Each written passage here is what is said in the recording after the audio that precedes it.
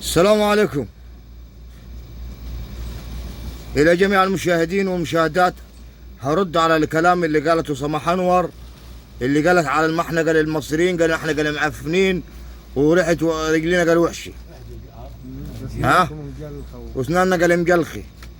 ده برضه يطلع منك انت ده يا عنزي، ها؟ انت يا سماح أنور، انت ما فاكراش انت لما كنت مع تمثلي في مسلسل ذئاب الجبل، ها؟ وكان ايامها كانت التلفزيونات بسيطه وكانت التلفزيونات ابيض واسود، والتلفزيونات كانت بسيطه. ما تتكلم انت وتقولي نحن المصريين ريحتنا معفنه. ده انت ليله المصريين ما كنتش ظهرتي، ليله الصعايده ما كنتش ظهرتي، ها؟ ولا طلعتي على الشاشه.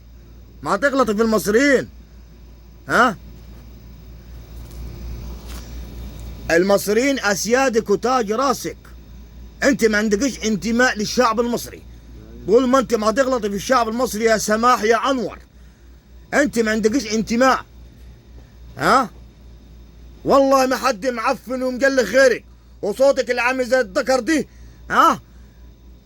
ولابسه لي لبس مطلن جنس، ها؟ وعامله زي الذكر. نحن اسيادك واسياد اللي خلفوكي. يلا مع السلامة، وما لكيش سلام عندنا تاني. مع السلامة، يا ما فيش سلام يا سماحي يا عنزي.